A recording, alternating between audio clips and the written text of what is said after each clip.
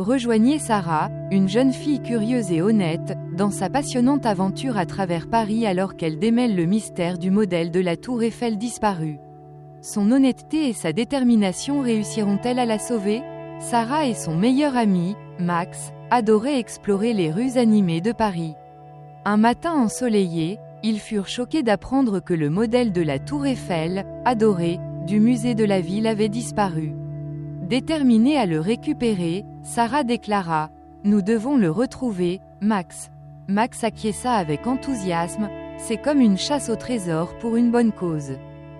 Leur première piste les mena au jardin des Tuileries, où ils cherchèrent des traces du modèle disparu. « Regarde, des empreintes !» s'exclama Max. Sarah examina les traces, réfléchissant, elles pourraient appartenir à la personne qui a pris le modèle. Cependant, la piste les fit tourner en rond, laissant Sarah frustrée. « C'est plus difficile que je ne le pensais », soupira-t-elle. Ensuite, ils s'aventurèrent au marché animé de Montmartre, interrogeant les vendeurs au sujet du modèle disparu. « J'ai vu quelque chose de brillant être emporté », mentionna un vendeur. Remplie d'espoir, Sarah insista, « Nous devons suivre cette piste ». Cependant, le marché bondé s'avéra difficile à naviguer, poussant Max à comparer la situation à « chercher une aiguille dans une botte de foin ». Inébranlables, ils décidèrent d'explorer les rives de la Seine, craignant que le modèle ne soit tombé à l'eau. Max s'inquiétait, et s'il tombait dans la rivière? Mais Sarah restait optimiste, nous devons garder le moral. Malgré leurs efforts, ils ne trouvèrent rien, et Sarah se sentit découragée. Max la réconforta, n'abandonne pas encore. Sur le point d'abandonner, Sarah avoua à Max, peut-être que nous ne pourrons tout simplement pas le retrouver. Max lui rappela, mais nous avons déjà fait tant de chemin, Sarah.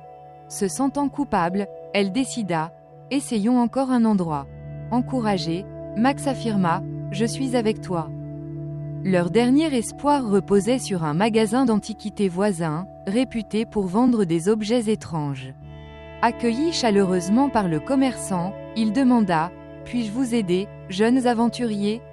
Sarah expliqua leur mission, et le commerçant les conduisit à une mystérieuse arrière-salle. À leur grand bonheur, le modèle manquant de la tour Eiffel brillait sous la lumière tamisée. « Nous l'avons trouvé !» s'exclama Sarah.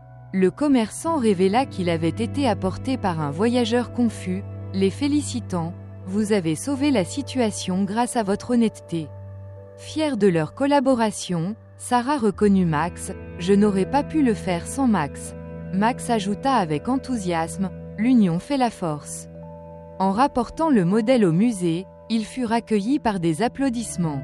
« Vous êtes des héros », les félicita leur professeur en les étreignant. Sarah ressentit une vague de bonheur, attribuant leur succès à leur honnêteté. Max acquiesça, et à notre persévérance. Leur classe célébra avec un pique-nique près de la tour Eiffel. Sous la véritable tour Eiffel, Sarah réfléchit, « Je suis contente que nous n'ayons pas abandonné. » Profitant d'un croissant, Max riait. « Et maintenant, nous avons une super histoire à raconter. » Sarah acquiesça, « L'honnêteté est vraiment la meilleure des politiques. » Leur professeur les félicita, « Vous avez tous les deux montré un vrai courage. » Sarah rayonnait de fierté. Alors que le soleil se couchait, Sarah et Max rentraient chez eux, main dans la main. Quelle aventure, réfléchit Max en admirant le ciel coloré.